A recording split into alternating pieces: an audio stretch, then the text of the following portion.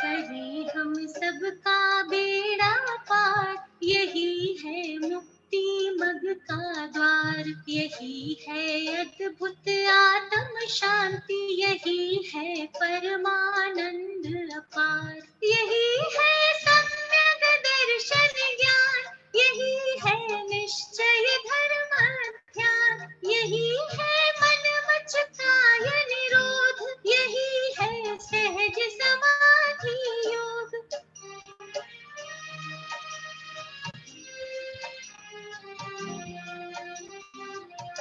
सहज जीवन है सहज समाधि, न जिसमें आधि व्याधि उपाधि, समाधि है सुखमय जीवन, मरण का उससे क्या संबंध, समाधिमय जीवन में देहांत, सुनिश्चित क्रम नियमित अनुसार, यदि हो जावे तो उसको कहाँ जाता है समाधि मरण।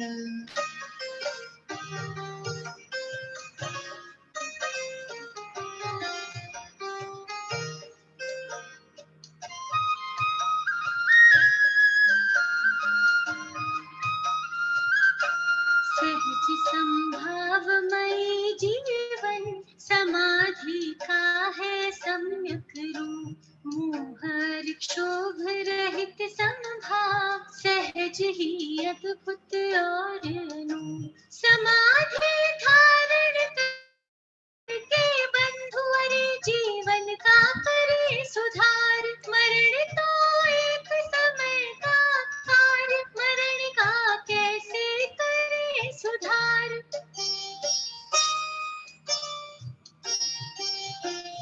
अरे सहजता जीवन का सर्वांग सत्य है, सबका सब कुछ निश्चित है, यह महासत्य है। सबका सब कुछ सहज स्वयं से ही होता है, अधिक कहे क्या सब स्वकाल में ही होता है। सभी सहज ही परिणमे, अपने क्रम अनुसार, परिवर्तन संभव नहीं, करो सहज स्वीकार।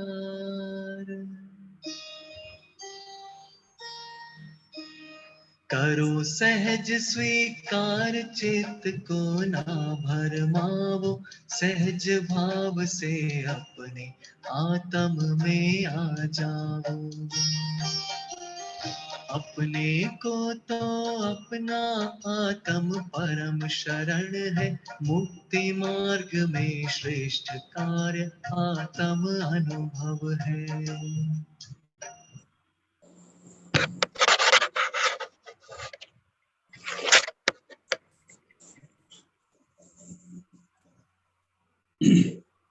हाँ भैया, अच्छा प्रारंभ कर दीजिएगा।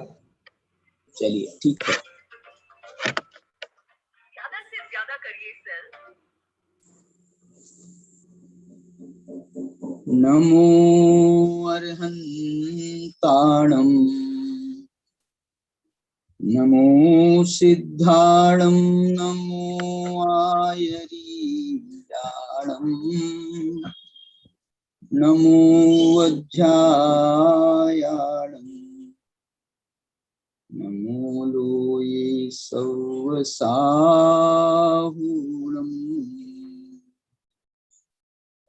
अभिवन्द्यून शिरसा अपुनभव कारणं महावीरं, ते सिंपयत्थ भंगं मग्गं मोक्षस्य वोच्छामि।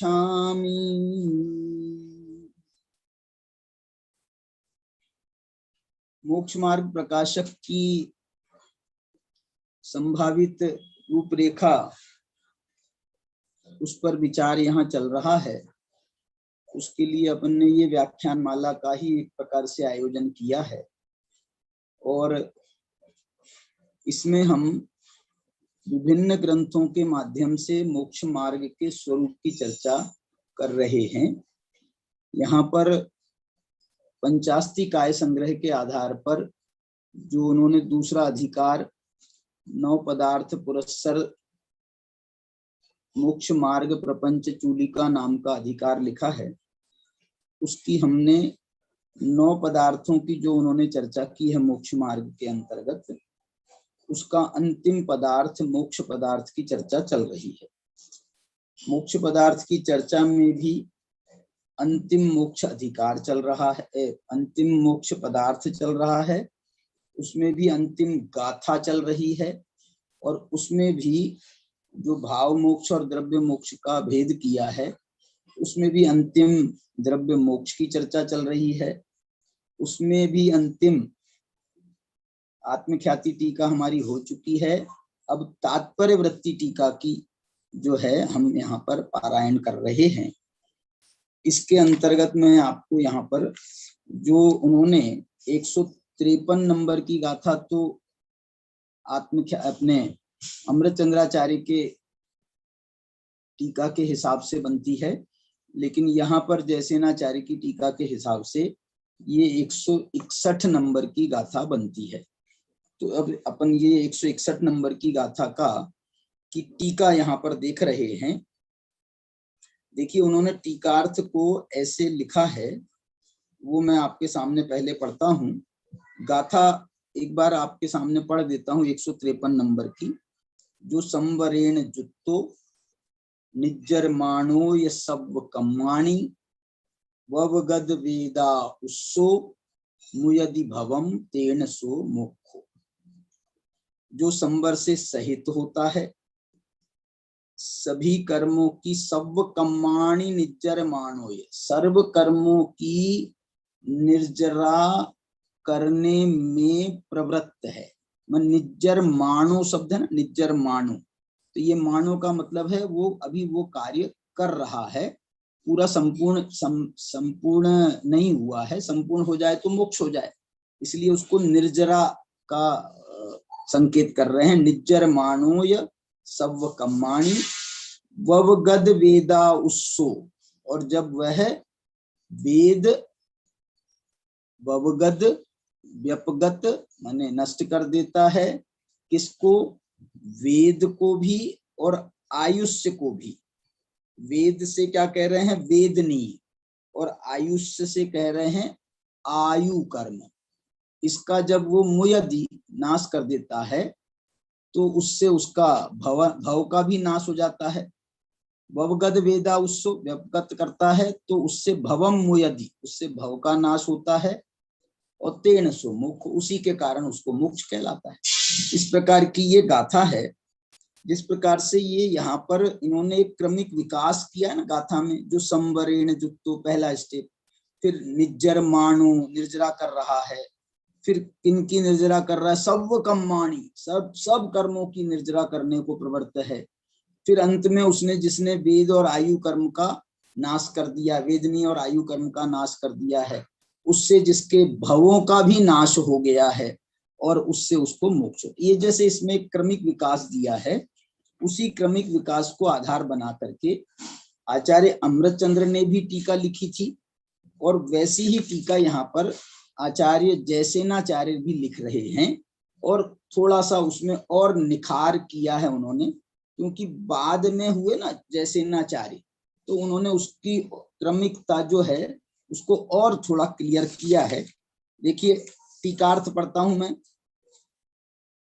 जो कर्ता रूप, देखिए आपके इसमें भी स्क्रीन पर आ रहा है, मैं आपके सामने उसी से पढ़ता हूं। देखिए जो कर्ता रूप टीकार्थ, जो कर्ता रूप संवरेण युक्तो, संवर से युक्त, देखो ये इनकी शैली है जयसेनाचार्य की। क्या करता हुआ जो कर्ता रूप, कर्ता है ना, कर्ता कह रहे हैं तो बोले क्या करता हुआ, तो कह रहे हैं निर्जरा करता हुआ। फिर प्रश्न हुआ किनकी निर्जरा करता हुआ, तो सव्व कम्माणि, सभी कर्मों की निर्जरा करता हुआ। जो और किस विशेषता वाला है, तो कह रहे हैं ववगद वेदा उत्सो, जो वेदनीय और आयुष्क नामक 2 कर्मों से रहित है। फिर और पूछ रहे हैं ऐसा होता हुआ वह क्या करता है, मुयदि भयम भवम, भवम भव को छोड़ता है, जिस कारण भव शब्द से वाच्य नाम और गोत्र नामक 2 कर्मों को छोड़ता है। देखो इसमें ये कहना चाह रहे हैं वो कि इसमें भी उन्होंने एक क्रम डाला है कि जिसने वेदनी और आयु कर्म को छोड़ा है उसके कारण, मतलब मुयदि भवम माने भव को तो उसने, भव को तो छोड़ ही देगा, क्योंकि भव को नहीं छोड़ेगा, शरीर को नहीं छोड़ेगा तो ये वेदनी और आयु कर्म के नाश का प्रसंग कैसे बनेगा। इसलिए मुयदि भवम में उन्होंने 2 कर्मों को शामिल किया, गोत्र और नाम कर्मों को। क्यों शामिल किया, क्योंकि वेदनी और आयु कर्म की चर्चा उन्होंने खुद नाम लिया उसका, और भव कह करके ये गोत्र कर्म और नाम कर्म को उन्होंने इसमें गर्भित किया है। ऐसे 2 कर्मों को छोड़ता है, उस कारण वह प्रसिद्ध मोक्ष होता है। तेन सो मोक्ष, सो मोक्ष का सो का मतलब ये प्रसिद्ध शब्द का अर्थ किया, उससे जो है वो मोक्ष प्राप्त होता है जिसकी हम चर्चा शुरू से कर रहे हैं, जिसकी चर्चा हम मोक्ष मार्ग के नाम से, माने है तो वो मार्ग, लेकिन उस मार्ग में भी हमने मोक्ष शब्द जोड़ करके अपने इंटेंशन क्लियर कर दिए हैं। तो यहाँ पर उन्होंने बहुत अच्छी बात लिखी है, तेन सो मोक्ष, उससे उस कारण वह प्रसिद्ध मोक्ष होता है, अथवा वह पुरुष ही अभेद से मोक्ष है। ये कह रहे हैं कि वो जो है मोक्ष को प्राप्त करता है। बोले प्राप्त क्या करता है, वो स्वयं मोक्ष स्वरूप हो जाता है अभेद रूप से। वो आत्मा ही मोक्ष है, मोक्ष को उसने कोई प्राप्त नहीं किया, वो स्वयं ही मोक्ष स्वरूप है, वह पुरुष ही अभेद से मोक्ष है, ऐसा अर्थ है। अब आगे देखिए, इसके बाद में जो है, अब इन्होंने ये तो गाथा का अर्थ इन्होंने बताया टीकार्थ में।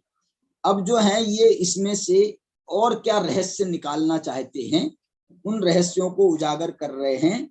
तद्यथा, वहां संक्षेप में बात कही है, अब तद्यथा कह करके अब उसका किंचित विस्तार करते हैं। वो इस प्रकार है, अब आगे देखिए। हाँ भैया, तद्यथा में कह रहे हैं वह इस प्रकार, माने वो जो है उसको और समझा रहे हैं, थोड़ा सा उसका विस्तार कर रहे हैं, और उसका विस्तार करते हुए कह रहे हैं कि देखो ये जो स्थिति, जो जिनकी ये बात चल रही है, तो ये भाव मोक्ष में तो पहले से स्थित हैं। देखिए अब यह पढ़ रहा हूं, बस ऊपर नहीं, हाँ देखिए, वह इस प्रकार भाव मोक्ष होने पर इन केवली के निर्विकार, देखिए सॉरी,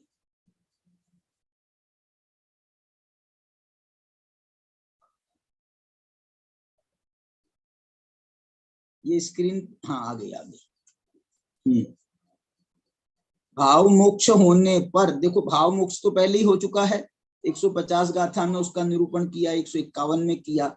द्रव्य मोक्ष का भी एक स्टेप समझ लो उन्होंने 152 नंबर की गाथा में कह चुके हैं। अब यहाँ पर और उसका समझ लो अंतिम चरण में पहुंच रहे हैं। अंतिम चरण में भाव मोक्ष हो गया, पूरे 13वें गुण स्थान भाव मोक्ष का है। अब उस भाव मोक्ष की अवस्था में जब अंतिम चरण में पहुंचे हैं, तो अंतिम चरण में अब उनका मोक्ष का पुरुषार्थ चालू होता है।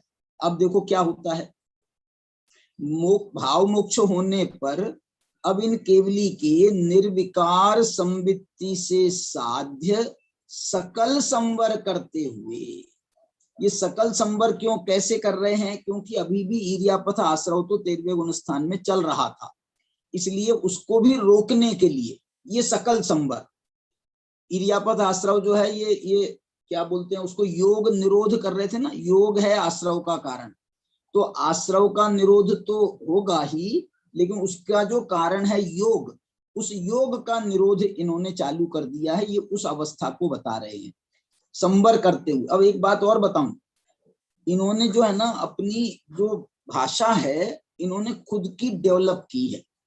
ऐसा नहीं कि जो आगम की भाषा है ईर्यापथ आश्रव और ये जो जो हमारे शब्द है ना, इन शब्दों को ये कम याद कर रहे हैं, जिनकी उन्होंने खुद चर्चा कर ली है। निर्जरा की चर्चा करी है, संवर की चर्चा की है, शुद्धात्म संवित्ति की चर्चा की है, भाव मोक्ष की, तो वो उन शब्दों से हम परिचित हैं, तो उन शब्दों के प्रयोग तो कर रहे हैं। लेकिन जिनकी चर्चा नहीं की है, जैसे उन्होंने आश्रव में उन्होंने दो भेद नहीं बताए थे, इरियापथ आश्रव और सांप्रदायिक आश्रव, तो वो उससे बात नहीं कर रहे। यहाँ तो वो तो सीधी सीधी भाषा में बात कर रहे हैं। इसलिए इन्होंने जो सकल संवर करते हुए ऐसा लिख रहे हैं, इसका अर्थ अपन निकाल रहे हैं कि ये सकल संवर का अर्थ जो है वो ये है कि ये आश्रव के निरोध का ये अंतिम चरण चल रहा है, जिसमें इरियापथ आश्रव का भी निरोध किया जा रहा है। निरोध किया जा रहा है, अभाव होगा 14वें में, लेकिन यहाँ पर निरोध किया जा रहा है। फिर क्या कर रहे हैं, उसका निरोध हो रहा है। और क्या हो रहा है, तथा पूर्वोक्त माने जो पहले बताया था शुद्धात्म ध्यान, शुक्ल ध्यान, उस शुक्ल ध्यान का अब जो है अगला चरण चालू होने वाला है। उसके लिए अभी पूरा अगला चरण चालू नहीं हुआ है। ये जो तीसरा शुक्ल ध्यान है वो कब चालू होगा, अभी वो आगे खुद उल्लेख करने वाले हैं। इसके लिए अभी उसको उससे साध्य, पूर्वोक्त शुद्धात्म ध्यान से साध्य, इसका मतलब क्या हुआ कि जो पहले उन्होंने 12वें गुणस्थान में जो एकत्व वितर्क नाम का ध्यान किया था और जिससे उनको केवल ज्ञान की प्राप्ति हुई है, अब वो जो केवल ज्ञान की प्राप्ति हुई है ना, तो वो जो ध्यान किया था उस ध्यान के बल से, वो ही ध्यान के बल से, पूर्वोक्त ध्यान के बल से ये अभी भी जो कर्मों की निर्जरा हो रही है, ये कर्मों की निर्जरा में अभी का कोई प्रयत्न नहीं है। ये कर्मों की निर्जरा में अभी का कोई ध्यान नहीं है, अभी तो ध्यान रहित अवस्था है। वो जो पूर्वोक्त ध्यान है, जैसे उदाहरण के लिए ऐसा उदाहरण दिया जा सकता है और दिया जाता भी है कि जैसे ये पंखा चल रहा है ऊपर, अब ये पंखा चल रहा है, घूम रहा है बढ़िया स्पीड में। अब क्या हुआ, हमने इसको स्विच ऑफ कर दिया। अब हम स्विच ऑफ करते हैं तो हम ये देखते हैं कि ये पंखा बंद नहीं होता। तो ये पंखा बंद क्यों नहीं हुआ भैया, स्विच ऑफ तो कर दिया है, करंट तो मिल नहीं रहा है उसको। तो बोले ये जो है ना, अब वो जो उसमें जो मोमेंटम आ गया था उन पंखड़ियों में, वो मोमेंटम के बल पर वो संस्कार वसात वो थोड़ी देर तक के घूमता रहता है। इसी प्रकार से यहाँ भी पूर्वोक्त शुद्धात्म ध्यान, ये शब्द डाला जो इन्होंने, पूर्वोक्त शुद्धात्म ध्यान। पूर्वोक्त का मतलब अभी का नहीं, पूर्वोक्त पूर्वोक्त शुद्धात्म ध्यान से साध्य फिर संचित कर्मों की सकल निर्जरा का अनुभव करते हुए, माने यहाँ भी जैसे संवर पूर्णता को प्राप्त हो रहा है ना, उसको भी उन्होंने सकल संवर कहा था। और देखो निर्जरा के लिए भी उन्होंने सकल निर्जरा शब्द का प्रयोग किया। अब निर्जरा भी पूर्णता को प्राप्त हो रही है का अनुभव करते हुए, अब जब अनुभव कर रहे हैं ना कि सकल निर्जरा करने जा रहे हैं, अब सकल निर्जरा करने जा रहे हैं, तो अंत में ये समझ लो, ये तो केवली भगवान को तो ऐसा होता नहीं है, लेकिन हम यहाँ पर समझ लो उसका मानवीकरण कर रहे हैं कि वो उनने देखा कि भैया हमारे कर्मों की स्थिति बराबर है क्या नहीं है, आयु कर्म के बराबर है क्या नहीं है, नहीं तो कुछ वो होगा। तो वो जब विचार करते हैं, विचार नहीं करते मतलब, ये तो मैं मानवीकरण के हिसाब से कहा, तो उस हिसाब से देखो अंतर मुहूर्त जीवन शेष रहने पर, माने जीवन अंतर मुहूर्त जीवन कह रहे हैं, इस जीवन में 13वें गुणस्थान का अंतिम अंतर मुहूर्त और 14वें गुणस्थान का अंतर मुहूर्त, ये दोनों अंतर मुहूर्त शामिल हैं। 13वें गुणस्थान का अंतिम समय और ये 14वें गुणस्थान का, ये दोनों शामिल हैं। इसलिए इन्होंने अंतर मुहूर्त जीवन शेष रहने पर ये जो लिखा है, ये बड़े अंतर मुहूर्त की अपेक्षा कहा है। जबकि यहाँ पर 13वें गुणस्थान का अंतर मुहूर्त अलग होगा, 14वें गुणस्थान का अंतर मुहूर्त अलग होगा, लेकिन बड़े अंतर मुहूर्त की अपेक्षा से देखें तो ये उसमें तो जो है ये दोनों अंतर मुहूर्त शामिल हो जाएंगे। तो अंतर मुहूर्त जीवन शेष रहने पर अब देखो, वेदनीय नाम गोत्र नामक 3 कर्मों का स्थिति समय, माने जो उनकी स्थिति है, बंधे कब तक के उनकी स्थिति है, वो स्थिति का समय आयुष्क से अधिक होने पर, क्या बोल रहे, कम होने पर नहीं लिख रहे, समझना। माने ऐसा होता नहीं है वेदनीय नाम गोत्र कर्म की स्थिति कम हो और आयु कर्म की स्थिति ज्यादा हो, ऐसा तो होता ही नहीं है। वेदनीय नाम गोत्र कर्म की स्थिति ज्यादा हो और आयु की कम हो। कारण बताऊं, कारण ये है कि जो नियम भी है, कर्मोबंध का जो नियम है, उसमें ये जो कर्म है ना, इन तीनों कर्मों की उत्कृष्ट स्थितियां बहुत बहुत हैं। जैसे वेदनीय कर्म की शायद कितनी कोड़ा कोड़ी सागर है स्थिति, उत्कृष्ट स्थिति, वेदनीय कर्म की 20 कोड़ा कोड़ी, वेदनीय कर्म की मेरे को ऐसा याद पक्का नहीं आ रहा है, 20 कोड़ा कोड़ी है कि 30 कोड़ा कोड़ी है। और नाम गोत्र विंशति नाम गोत्रियो, नाम और गोत्र करके 20 कोड़ा कोड़ी सागर तक की है, इसकी स्थिति हो सकती है, बोल रहा हूं। अभी नहीं है, अभी तो अंतर मुहूर्त ही शेष है।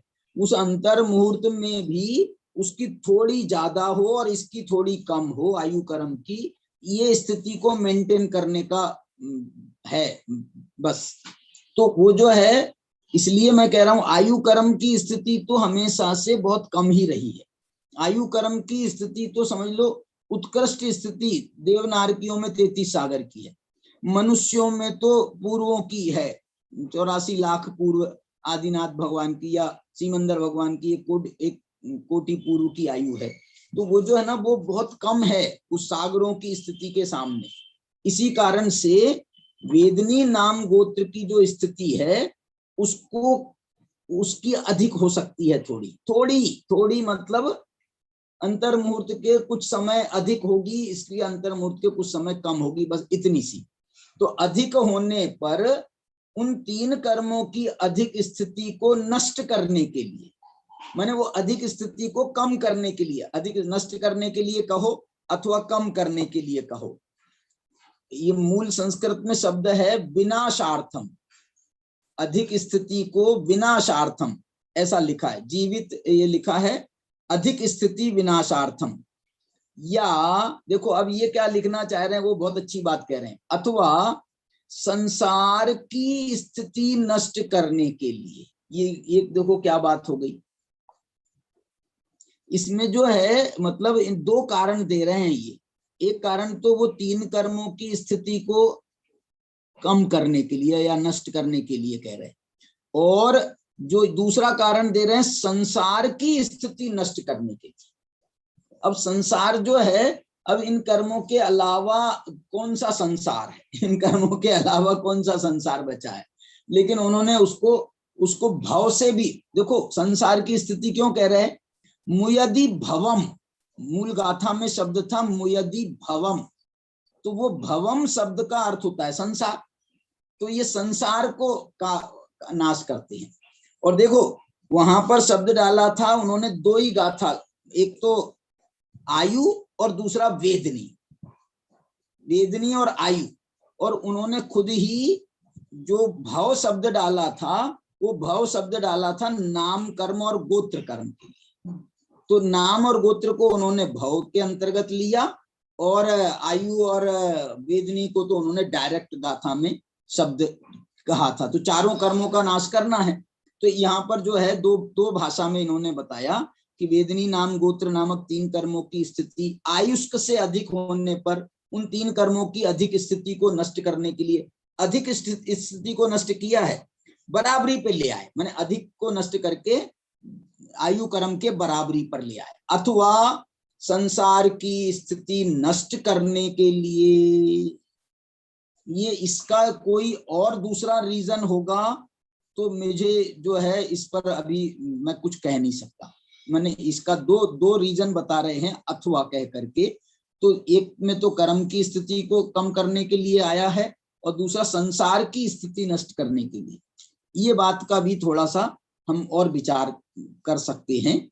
तीसरा जो ये तो उन्होंने ये दो बातें तो इसके लिए कह दी कि ये करने के लिए क्या करते हैं, तो बोले दंड कपट कपाट प्रतर और लोक पूरण नामक केवली समुद्घात करके। अब देखो ये केवली समुद्घात के जो समय हैं वो तो है 8 समय का केवली समुद्घात माना जाता है। और यहाँ पर तो ये 4 ही नाम दे रहे हैं, दंड कपाट प्रतर लोक पूरण। अरे ये जो जैसे दंड कपाट प्रतर और लोक पूरण करके ये 4 समय में ये लोक पूरण हुआ है, तो ऐसे ही वापस लौटने में भी 4 समय लगते हैं उसको। शरीर से निकलेंगे आत्म प्रदेश, वो लोक पूरण तक जाएंगे और लोक पूरण से वापस लौट के आएंगे, तो 4 समय में तो वो हुआ और 4 समय में वापस लौटना हुआ, 4 समय में जाना हुआ, 4 समय में लौटना हुआ। वो जो लोक पूरण स्थिति है वहां कोई रुकना नहीं है, लोक पूरण होते से ही वो उनका काम हो जाता है और वो जो है तुरंत लौट जाते हैं, तुरंत लौट जाते हैं। तो ये जो है ये 8 समय लगते हैं, 4 समय जाने के, 4 समय आने के। इस प्रकार से ये 8 समय का ये समुद्घात होता है, केवली समुद्घात। बाकी सारे समुद्घात जो कहे गए हैं, 7 कितने प्रकार के समुद्घात कहे ना, 7 प्रकार के समुद्घात कहे। ये 7 प्रकार के समुद्घात में सिर्फ ये केवली समुद्घात ही है जिसको सिर्फ कम से कम, जिसमें सिर्फ कम समय लगता है 8 समय। बाकी सभी समुद्घातों में अंतर मुहूर्त का समय माना गया है, बाकी सभी समुद्घातों में अंतर मुहूर्त का समय माना गया है। ये केवली समुद्घात 8 समय का माना गया है। क्यों माना गया? क्योंकि वो सब समुद्घात जो है ना, वो सब संसारी जीवों के नीचे की अवस्था में होते हैं। अब नीचे की अवस्था में वैसे ही कमजोर आदमी होता है, उसको समय ज्यादा लगता है। केवली भगवान है ना, यहाँ तो केवली भगवान है। अब केवली भगवान अनंत वीर के धनी हैं, इसलिए उनने सबसे कम से कम समय में उनका काम हो गया, 8 समय में। और ये जो है मालूम कैसे होता है, दंड कपाट प्रतर लोक पूरण। इसके लिए मैं ये कहना चाहता हूं, एक समय में तो जैसे वो केवली भगवान अपने विराजमान है, पद्मासन से विराजमान हो या खड्गासन से। ये खड्गासन में क्यों कह रहा हूं मैं, खड्गासन क्योंकि ये लोक जो योग निरोध करते हैं ना, योग निरोध करने, जैसे महावीर भगवान ने यदि ये केवली समुद्घात किया होगा, कंफर्म क्यों नहीं कह रहा हूं मैं, क्योंकि इसमें ऑप्शन दिया है केवली समुद्घात कौन करते हैं और कौन नहीं करते। जिनके कर्मों की स्थिति में कम ज्यादापना होता है वहां तो ये केवली समुद्घात होता है, लेकिन जिनके कर्म, बाकी कर्मों की स्थितियां आयु कर्म की स्थिति के बराबर होती है, वहां समुद्घात की जरूरत नहीं है, वहां समुद्घात होता भी नहीं है। ये बात इन्होंने लिखी है, अभी अपन पढ़ेंगे। ये बताना चाह रहा हूं कि 8 समय में ये समुद्घात कैसे पूरा हो जाता है। ये जैसे बैठे हैं या खड़े हैं, तो वो उस अवस्था में उनके प्रदेश जो हैं ऐसे लंबोत्तर जो हैं उनके प्रदेश दंड के जैसे डंडे के समान ऐसे फैल जाते हैं। मतलब नीचे चले गए अधोलोक में 7 राजू, ऊपर चले गए ऊर्ध्वलोक में 7 राजू। और एक बात सुनो, एक ही साथ, मतलब एक ही साथ उनका वो 14 राजू के लंबे हो गए प्रदेश, 14 राजू के बराबर लंबे। एक ही, माने ऐसा नहीं कि ऊपर पहले गए फिर नीचे गए, फिर नीचे गए पहले फिर बाद में ऊपर गए, ऐसे एक साथ ऐसा। देखो स्पैन हो रहा है, जैसे अपन रबर खींचते हैं, तो रबर खींचते हैं तो दोनों तरफ से खींचता है ना, वो दोनों तरफ से खींचता है कि हम एक तरफ से खींच सकते हैं। वो खींचेगा तो वो दोनों तरफ से ही खींचेगा। तो वो जो है 14 राजू के बराबर लंबे हो जाते हैं प्रदेश। उसके बाद में दूसरे समय में वो दंड के बाद में कपाट के समान खुलते हैं। माने कपाट के समान खुलते हैं, माने जैसे आजकल वो दरवाजे बनते हैं ना, कि वो दरवाजे जो हैं ऐसा खुलता है दरवाजा, ऐसा अपन आज ऐसे खोलते हैं ना कपाट को, ऐसे बाहर के साइड में या अंदर के साइड में दरवाजे के पल्ले खींचते हैं, वैसे नहीं।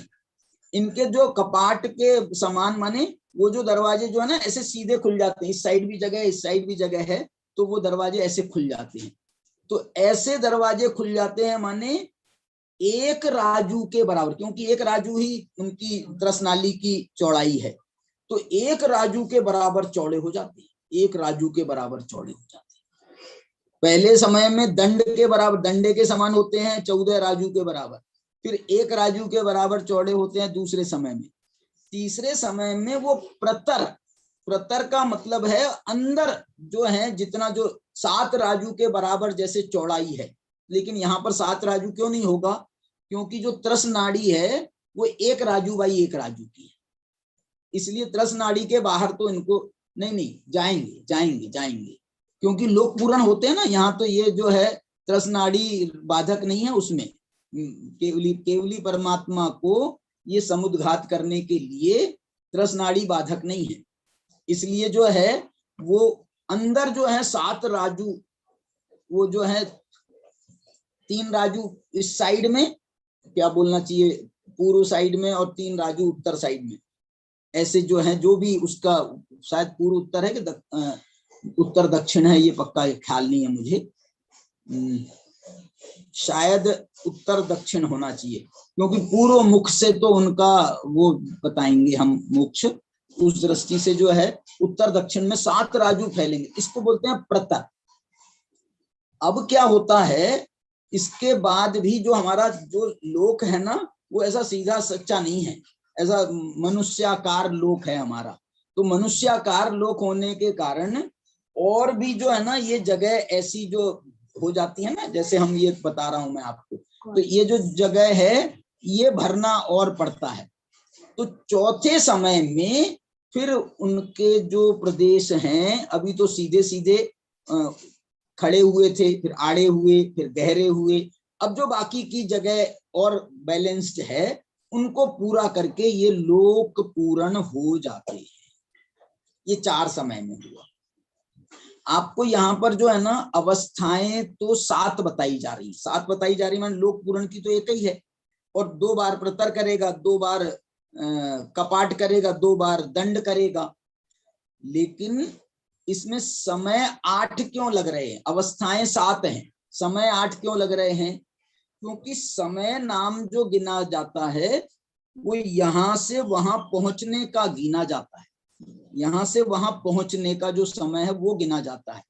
तो जो है पहले तो अपने सामान्य अवस्था में केवली भगवान विराजमान है, अब यहां से उनका दंड के लिए प्रयाण किया तो ये जो है 1 समय, फिर दंड से कपाट के लिए प्रयाण किया 2 समय, फिर कपाट से प्रतर के लिए प्रयाण किया 3 समय, प्रतर से लोक पूरण के लिए प्रयाण किया ये 4 समय, फिर लोक पूरण से प्रतर के लिए 5 समय, प्रतर से कपाट के लिए 6 समय, कपाट से दंड के लिए 7 समय, और दंड से फिर अपने शरीर में आना है ना उनके प्रदेशों को, तो वहां से आने के लिए 8 समय। अभी जो एक कोई उनकी चर्चा चल रही थी, कल्पना बेन की ही उनकी क्लास चलती है ना दोपहर में वहां मंगलायतन में, तो उसमें इस बात पर चर्चा चल रही थी, बोले 7 समय लगना चाहिए क्योंकि अवस्थाएं 7 हैं, समय 8 क्यों लग रहा है, तो वो उन्होंने बहुत अच्छे से समझाया था और लोगों ने भी समझाया था। तो ये जो है ना ऐसे 8 समय इसमें लगते हैं, और ये 8 समय में देखना जब वो लोक पूर्ण अवस्था में पहुंचते हैं तो अपने आप, और लोक पूर्ण अवस्था नहीं, वैसे पहले से ही समझ लो आप, दंड कपाट प्रतर ये पूरे 8 समय की अवस्था में जो प्रदेशों का फैलना होता है, उन प्रदेशों के फैलने से उनके कर्म शरीर भी जो है ना, कर्म शरीर वो कर्म शरीर भी उसके साथ में फैलता है। तो कर्म शरीर फैलता है, कार्मण शरीर जिसको अपन कहते हैं, वो कार्मण औदारिक शरीर के तो बाहर निकलते हैं आत्मा के प्रदेश, लेकिन वो आत्मा के प्रदेशों में कार्मण शरीर साथ में जाता है, कार्मण भी जाता होगा, और तुम्हारा वो दूसरा जो शरीर है, कौन सा शरीर है, कार्मण और तेजस शरीर। अब तेजस का मेरे को पक्की तरह से मैं कह नहीं सकता, लेकिन जाना चाहिए जहां तक, क्योंकि वो जो है उसका कभी साथ छूटा ही नहीं है इस कारण से उसको तेजस शरीर भी साथ में जाना चाहिए। तो ये जो दोनों शरीर जाते हैं, और वहां पर जब उसको फैलने को फैलने को वो प्रकृतियों को मिलता है, तो वहां एडजस्टमेंट उनका सब हो जाता है, और इस प्रकार से ये 8 समय में समुद्घात हो जाता है। और समुद्घात से वो जो है स्थिति का घटा बढ़ी जो है, या इन्होंने जो एक दूसरा कारण बताया संसार की स्थिति को नष्ट करने के लिए ये समुद्घात करते हैं। अथवा ये दूसरी एक और बता रहे हैं, एक और कारण बता रहे हैं, आयुष्क के साथ तीन कर्म, ये तो पढ़ दिया ना, आयुष्क के साथ तीन कर्मों का या संसार की स्थिति का समय समान होने पर, इसका समय यदि समान होने पर उसे नहीं कर, क्या बोलना चाहते हैं इसमें? इसमें एक बहुत मार्मिक बात मैं आपको बताना चाहता हूं कि जो है ना, ये जो समुद्घात होता है ना, केवली समुद्घात, पूरे लोक में आत्मा के प्रदेश फैल जाते हैं, ये केवली भगवान जो है ना इसको शौकिया नहीं करते हैं। शौकिया माने अरे क्या मजा आएगा, पूरे आत्मा के प्रदेश पूरे लोक में फैलेंगे, वाह वाह वाह वाह वाह, मजा आ जाएगा, ऐसा जो है ना वो शौकिया नहीं करते हैं।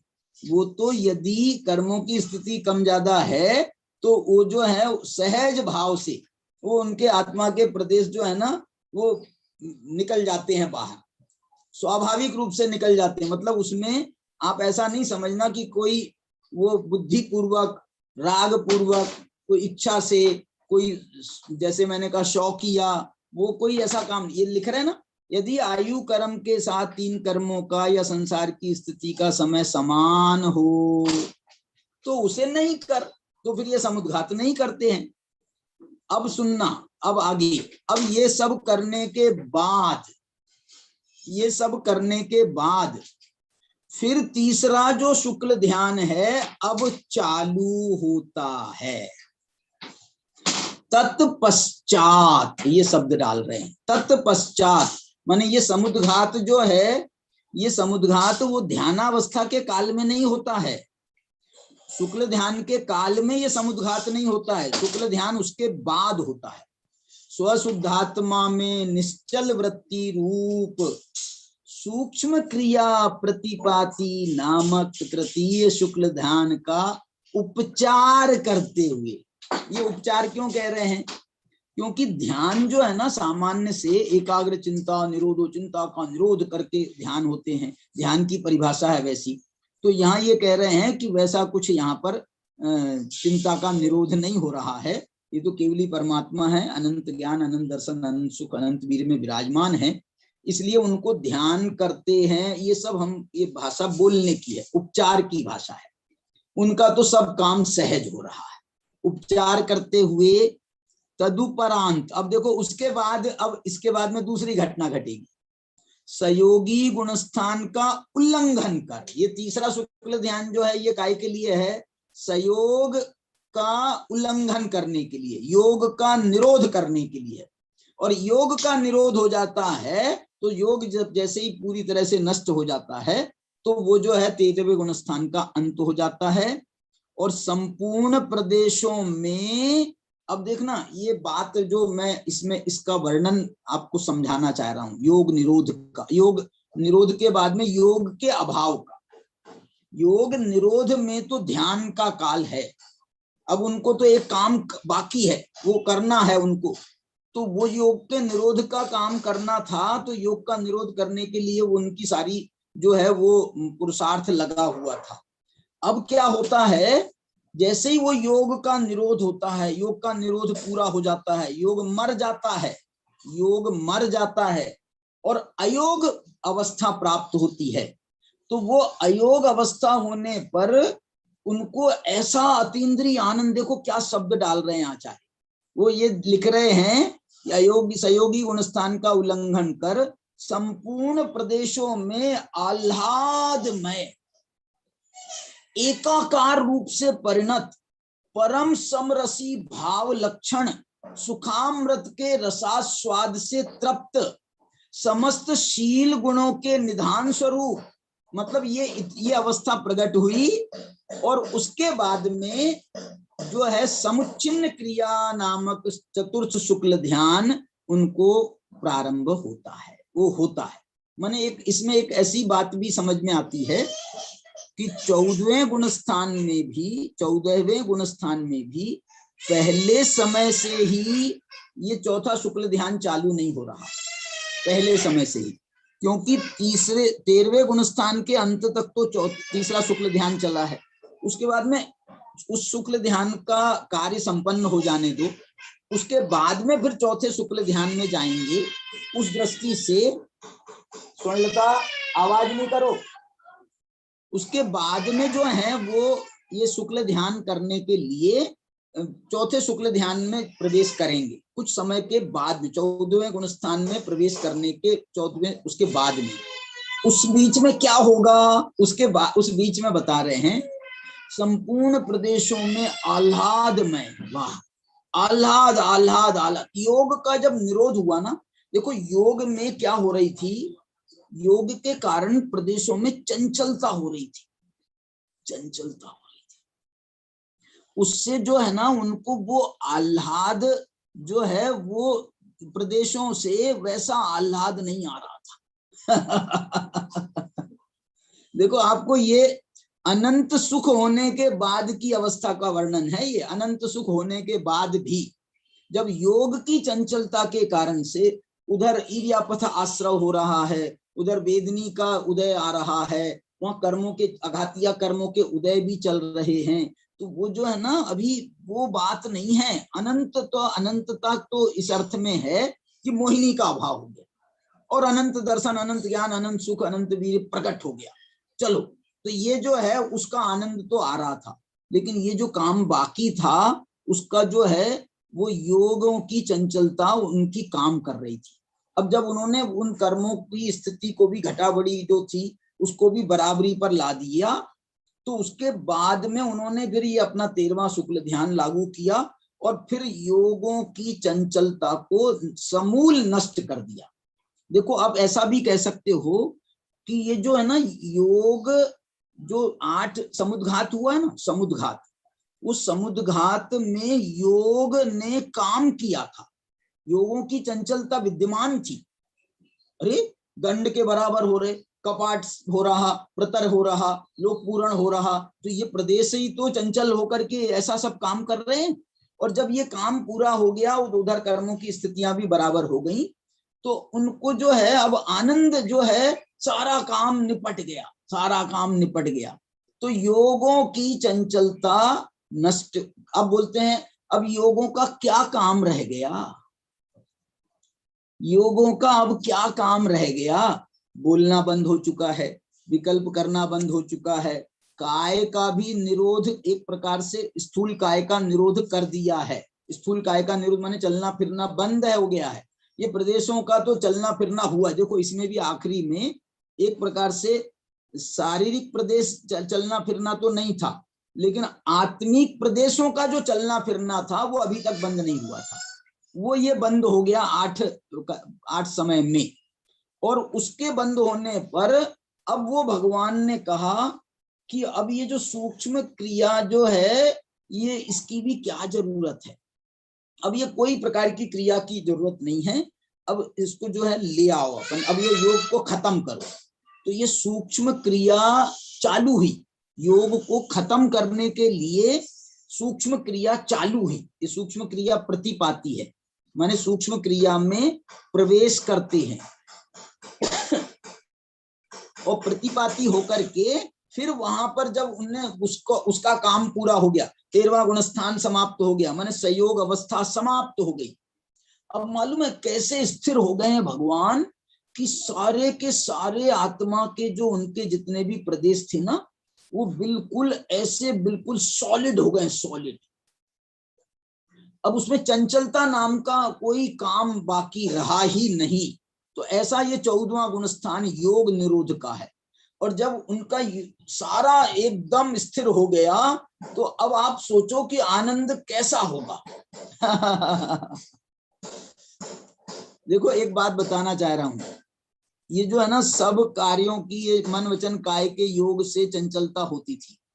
मैं ये कहना चाह रहा हूं ये जो आनंद आ रहा है ना, आह्लाद आ रहा है, आह्लाद, ये आह्लाद से प्रदेशों में कोई चंचलता नहीं आ रही क्या? ये 14वें गुणस्थान के आह्लाद की बात कर रहा हूं मैं। योगों की चंचलता तो खत्म हो गई है। अब ये आह्लाद जो है ना, ऐसा नहीं समझना कि ये ऐसा आह्लाद हो कि जैसे हम उछलते कूदते हैं ना आह्लाद में, नाचते गाते हैं, ये वैसा आह्लाद नहीं है, ये तो आत्मिक आह्लाद है, उसमें योगों का कोई कंपन नहीं हुआ है। वो तो ये कह रहे हैं आह्लाद में योगों का कंपन बाधक था, अब वो बाधा भी खत्म हो गई तो अब आह्लाद शुरू हो गया। आह्लाद में एकाकार रूप से परिणत परम समरसी भाव, वाह वाह वाह, परम समरसी भाव। समरसी भाव क्यों? क्योंकि अभी समरसी भाव में थोड़ा सा कमी थी, परम समरसी भाव नहीं था। क्या क्यों नहीं था परम समरसी भाव? अभी काम बाकी थे ना, काम बाकी थे ना, काम बाकी थे, तो उसका जो है एक जो योगों की चंचलता थी, उस काम बाकी होने के कारण योगों की चंचलता चालू थी। राग की चंचलता नहीं, काम बाकी है, उसका विकल्प नहीं, उसका बुद्धि पूर्वक कोई विकल्प नहीं चल रहा है, लेकिन योग की वृत्ति चालू थी। तो उस कारण से ये कह रहे हैं परम समरसी भाव। अब जब स्थिर हो गए, अब समरसी भाव का सबसे बड़ा उदाहरण है ना ये समरसी भाव का। मुनि राजों के लिए भी हम यही उदाहरण देते हैं कि उनका सुख दुख में हम समता धारें। समरसी भाव माने दुख हो चाहे सुख हो, कोई बात नहीं, नो प्रॉब्लम। ऐसे ये समरसी भाव इनका 14वें गुण स्थान में भी चल रहा है। 14वें गुण स्थान में समरसी भाव का ये भी एक उदाहरण बनता है। क्या उदाहरण बनता है मालूम? कि वेदनी कर्म में साता वेदनी और असाता वेदनी, ये साता वेदनी असाता वेदनी दोनों कर्म उनके विद्यमान हैं। इस कारण से ये जो है ना, वो दोनों कर्म के प्रति, साता वेदनी और असाता वेदनी दोनों के प्रति जो उनका समरसी भाव अब प्रकट हुआ है।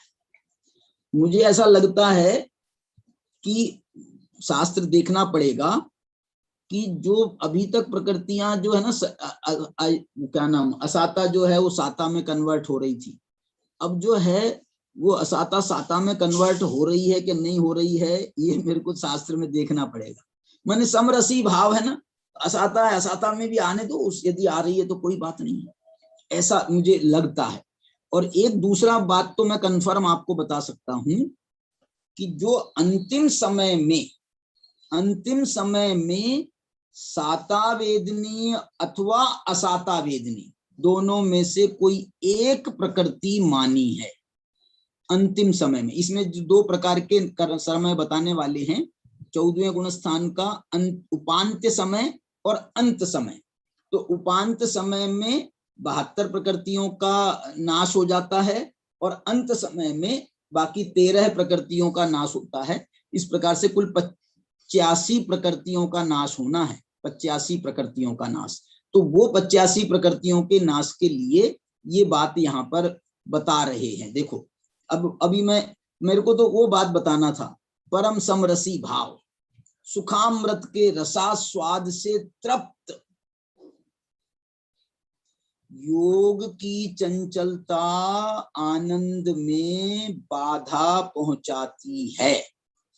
इसलिए जब उनके योग का अभाव होता है तो उस योग के अभाव में जो उनको आनंद आता है, वो आनंद जो है एक प्रकार से योग के अभाव का आनंद है, योग के अभाव का आनंद।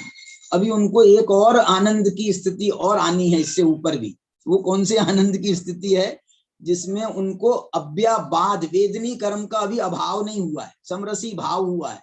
वेदनी कर्म का अभाव जब हो जाएगा तब उनको अव्याबाध सुख प्रकट होगा। वो वेदनी कर्म का अभाव तो 14वें गुण स्थान के अंत में होगा। इसलिए जो है अभी तो उसके पहले की स्थिति चल रही है। देखो तो यहाँ पर ये सब हो गया और समस्त शील गुणों के निधान स्वरूप। अब इसमें एक बात और लिख रहे हैं ये आचार्य कि शील के बहुत सारे भेद माने गए, शील के बहुत सारे भेद माने गए। शील के 10 भेदों का वर्णन भी आता है, शील के 84,000 भेदों का वर्णन भी आता है, शील के 84 लाख भेदों का वर्णन भी आता है। और ये तो एक माने संख्यात भेद उन्होंने बताए हैं। यदि और इनका विस्तार से यदि गहराई में जाकर के वर्णन समझा जाए तो असंख्यात भेद बन जाएंगे शील के, वैसे भेद करने जाएंगे तो। लेकिन यहाँ पर तो जो है उसके जो ये 84 लाख भेद बनते हैं ना, उनमें मैं ये कहना चाहता हूं कि ये जो है ना शील गुणों के निधान, माने जो शील नाम का गुण है इसमें भी उत्तरोत्तर वृद्धि होती जाती है। अब एक जो यहाँ पर बाधक थी शील में, मालूम क्या बाधक था? एक शील में भी क्या बाधक था? कर्म अभी बाधक है, कर्मों के उदय आ रहे हैं, कर्म हैं। अब कर्मों से ये देखो, शील गुण का धारक, आप किसी जेल में कोई व्यक्ति है उसको आप शील गुणवान कह सकते हो? जेल में है तो कोई व्यक्ति, ऐसे ही संसारी जीव जब तक संसार में है 14वें गुण स्थान तक, तब तक के अभी समझ लो उसका पूर्ण शील प्रकट नहीं हुआ है। इसलिए 14वें गुण स्थान के अंत में, अंत होने के बाद में सिद्ध अवस्था में वास्तव में वो परम शील प्रकट होगा। और केवल ज्ञान होने पर भी एक वो जो शील का जो है परम शीलपना आया था। लेकिन अभी जो और कर्मों का अभी संपर्क बाकी है। शरीर देखो, शील का सबसे बाधक तत्व मैं बता रहा हूं, सबसे बाधक तत्व बता रहा हूं शील का। अभी भगवान आत्मा 13वें गुण स्थान वाले अनंत भगवान परमात्मा शरीर से चिपके हुए हैं। देखो, ये मैंने इस भाषा का प्रयोग इसलिए किया है कि ये शील का मुझे बताना है, शील को समझाना। शील तो उसका नाम है परम ब्रह्मचर्य। ये शरीर भी जहां जब अभाव हो जाता है तब वास्तव में वो शील गुण प्रकट होता है। इसलिए जो है इसको समस्त शील गुणों के निधान स्वरूप, माने वो अभी पूरे शील गुणों की अपने वो कर रहे हैं, शील गुणों को लगा दिया है उन्होंने, और परम शील की प्राप्ति के लिए उद्यम चल रहा है। इसीलिए तो ये कह रहे हैं परम समस्त शील गुणों के निधान स्वरूप समुच्छिन्न क्रिया नामक चतुर्थ शुक्ल ध्यान से कहे जाने वाले परम यथाख्यात चारित्र को प्राप्त। वाह वाह वाह। अब उनको जो है परम यथाख्यात चारित्र हुआ और चतुर्थ शुक्ल ध्यान हुआ। काय के किस रूप में? समस्त शील गुणों के निधान स्वरूप। वो शील गुण प्रकट होना है ना, तो उसको प्रकट करने का ये जो है चौथा शुक्ल ध्यान है, आखिरी। इसका जो चौथे शुक्ल ध्यान के दो नाम हैं, एक तो है व्युपरत क्रिया निवर्ती नाम का शुक्ल ध्यान भी कहते हैं इसको, और दूसरा समुच्छिन्न क्रिया निवर्ती नाम का भी इसको शुक्ल ध्यान कहा जाता है। तो ये समुच्छिन्न क्रिया नाम से यहाँ पर अपने को बताया है इन्होंने। अभी शायद तत्वार सूत्र में व्युपरत क्रिया निवर्ती नाम से इस शुक्ल ध्यान का नाम आता है। तो इसमें परम यथाख्यात चारित्र को प्राप्त अयोगी के द्विचरम, द्विचरम माने क्या? द्विचरम माने अंतिम समय के पहले वाला चरम जो है वो द्विचरम कहलाता है। दो समय बाकी है ना, अभी 2 समय बाकी है तो द्विचरम है, और 1 समय बाकी है तो अंतिम समय है। इसलिए उसको जो है क्या बोला इन्होंने? द्विसमय माने पहले। द्विचरम समय में, उपांत्य समय में शरीर आदि 72 प्रकृतियों का क्या बात है कि शरीर का नाश हो रहा है पहले, एक समय पहले हो जा रहा है शरीर का नाश, शरीर आदि 72 प्रकृतियों का।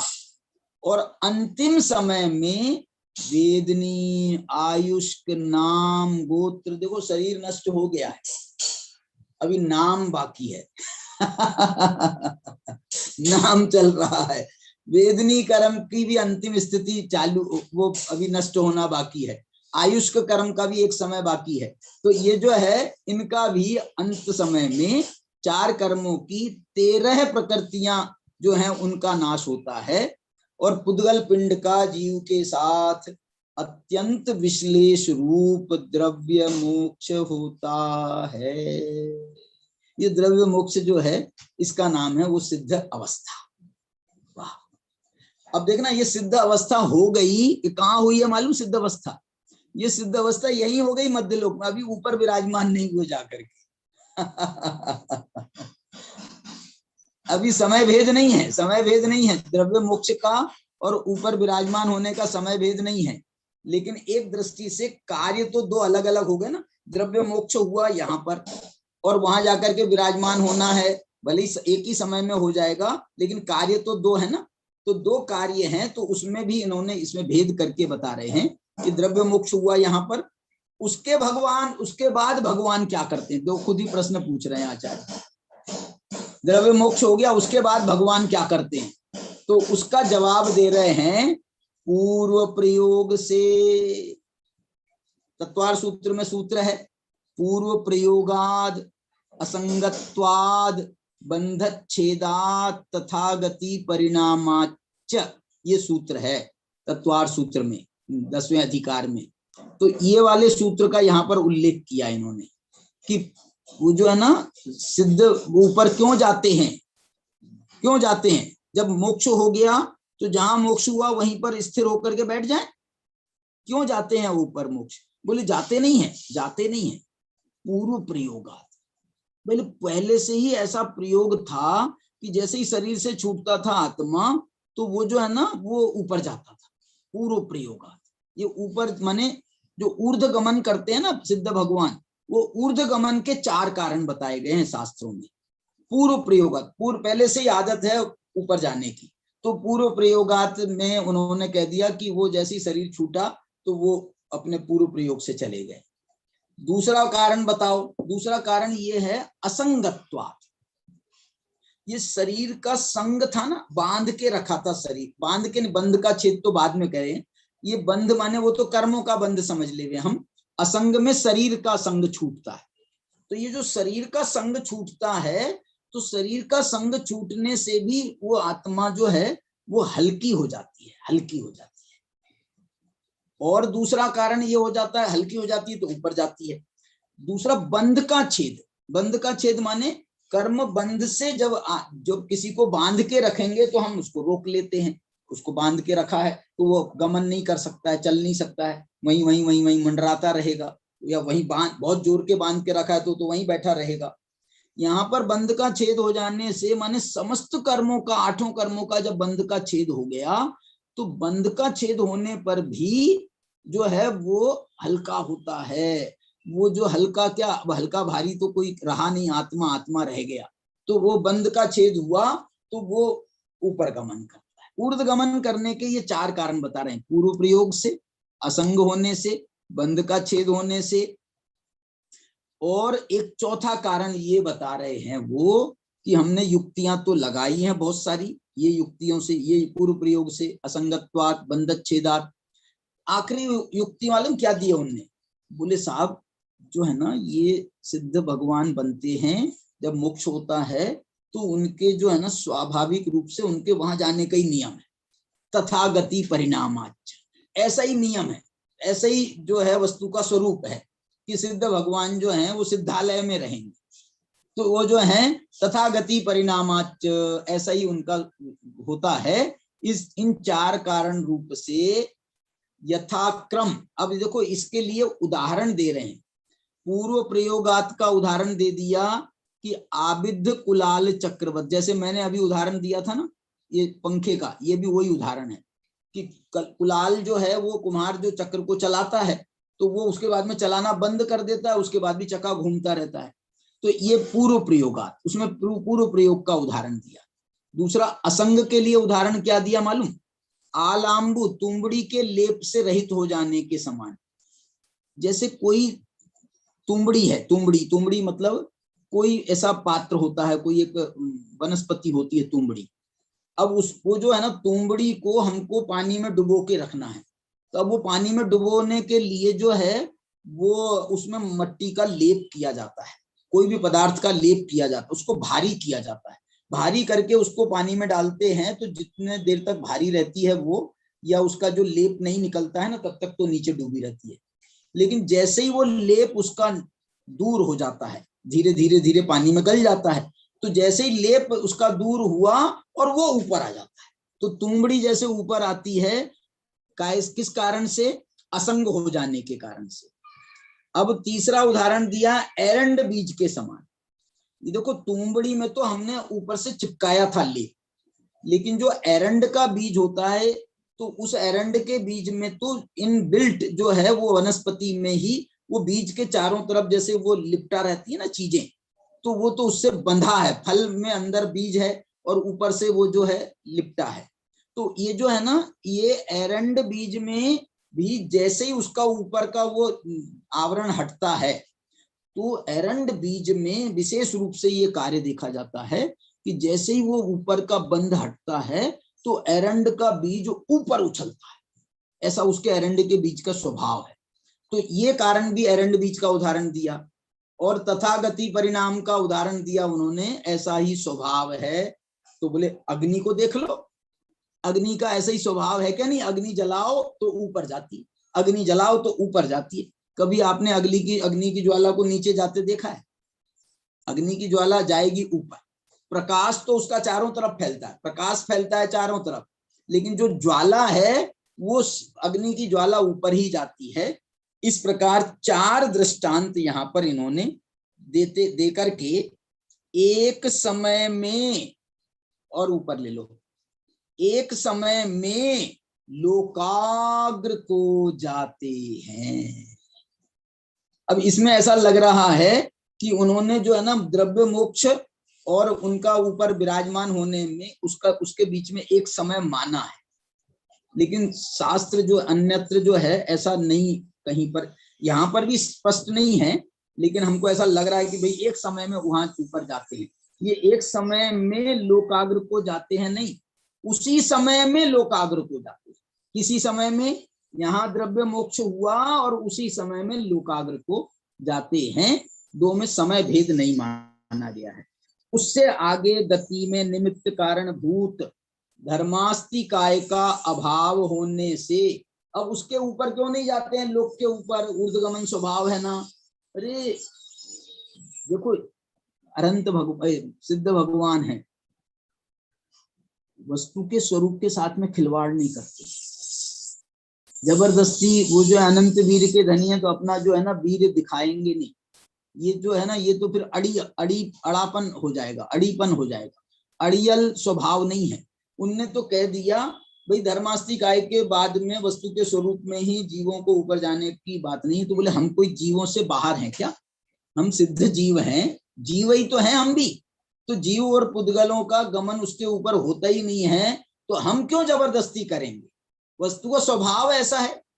तो धर्मास्तिकाय का, जहां तक धर्मास्तिकाय वहां तक गमन होता है, तो ये उसका बात का उल्लेख किया इन्होंने, धर्मास्तिकाय का अभाव होने से वहां लोकाग्र में ही, बोले भाई अब जहां तक जाना था वहां तक हम पहुंच गए हैं और वहां जाकर के स्थित हो गए। और वहां स्थित होकर के क्या होता है, विषयातीत अनश्वर परम सुख को अनंत काल तक अनुभव करते हैं। अब ये अनंत काल तक माने साधी अनंत काल तक। देखो एक बात बताना चाह रहा हूं मैं, संसार अवस्था का जितना भी काल है, अनादि काल से अभी तक का जितना भी काल है, इसको हम भूतकाल कहेंगे, और इसके बाद का जितना भी काल है उसको हम भविष्य काल कहेंगे, मोक्ष अवस्था के पहले और मोक्ष अवस्था के बाद। तो ये भविष्य काल जो है ये भूतकाल से अनंत गुना है, अनंत गुना। इसलिए जो दुख है, दुख जो है ना संसार में जो दुख भोगे हैं किसी भी जीव ने, वो दुख जो है वो भविष्य अनंत काल के सामने ये दुखों की कोई गिनती नहीं है, संसार की कोई गिनती नहीं है, उसका अनंतवां भाग है। भविष्य काल से भूतकाल का जो समय है वो अनंतवां भाग माना गया है। भूतकाल से भविष्य काल अनंत गुना, भविष्य काल से भूतकाल अनंतवां भाग। तो इतना काल तक वो परम सुख का, अनंत सुख, अव्याबाद सुख का वो अनुभव करते रहते हैं। ऐसे उस प्रकार से वो सिद्धालय में भगवान विराजमान होते हैं। इस प्रकार द्रव्य मोक्ष के स्वरूप कथन रूप 2 गाथाएं पूर्ण हुई, और अब इस प्रकार द्रव्य मोक्ष भाव मोक्ष के प्रतिपादन की मुख्यता वाले 2 स्थल द्वारा दशम अंतराधिकार माने मोक्ष पदार्थ का वर्णन हमने पूरा कर लिया है। अब कल से हम जो है मोक्ष मार्ग की जो चूलिका लिख रहे हैं, अंतिम जो चूलिका लिख रहे हैं, कुंद कुंद भगवान 20 गाथाओं में, उसकी अमृत चंद्राचार्य टीका लिख रहे हैं, समय व्याख्या। तात्पर्यवती नाम की टीका लिख रहे हैं जयसेनाचार्य। तो वो क्या उसमें और विशेष बात बताना है। मोक्ष तो करा दिया तुमने, अब तुम फिर से लौट के मोक्ष मार्ग पर आ रहे हो। अरे बोले तुमको जो है मोक्ष मार्ग की जरूरत है। अभी मोक्ष मार्ग क्या है तो हमने संक्षेप संवर निर्जरा में कथन तो कर दिया संक्षेप में, अभी और विस्तार से, वहां तो 3-3 गाथाओं में वर्णन किया, अब ये थोड़ा सा विस्तार से 20 गाथाओं में ये मोक्ष मार्ग की चर्चा करने वाले हैं। और उसका जो है देखें क्या रहस्य हमको जानने को मिलता है। तो आज की चर्चा को हम यहीं पर विराम देते हैं। हाँ भैया सुदर्शन जी। हाँ जजा। हाँ, अब किसी को कुछ बोलना हो, कुछ और मोक्ष में कुछ बात रह गई हो, किसी को कुछ बताना हो, तो आप सादर आमंत्रित हैं।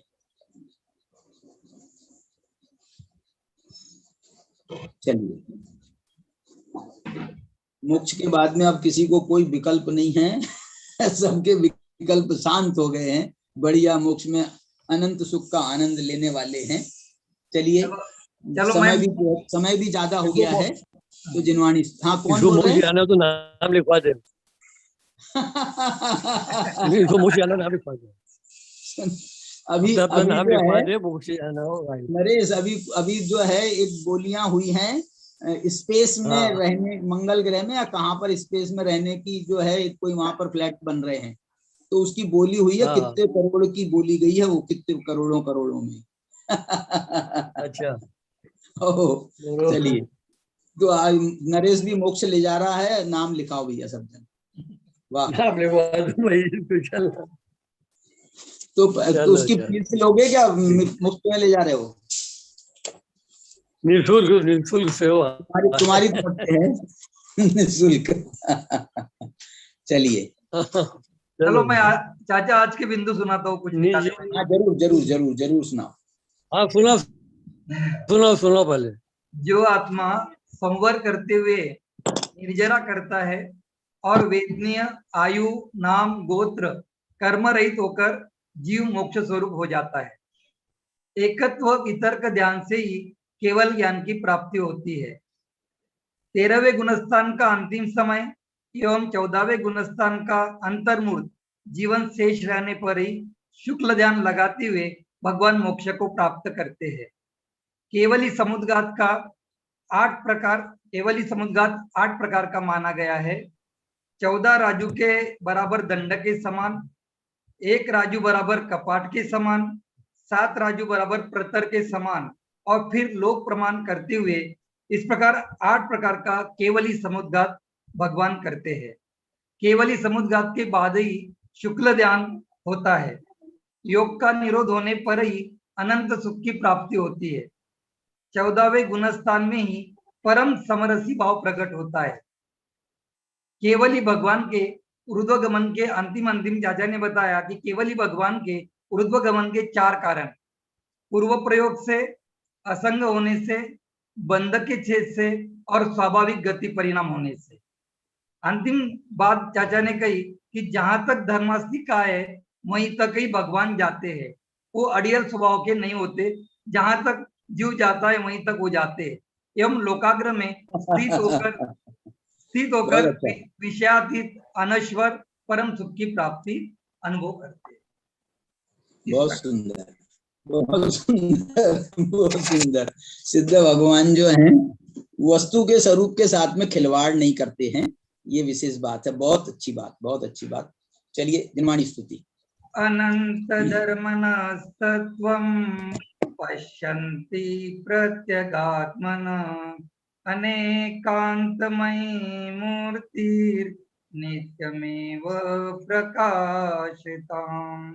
जिनवानी के ज्ञान से सूझे लोकालोक, सोआनी मस्तक नमो सदा देत धूप। 9 बार 9 करना।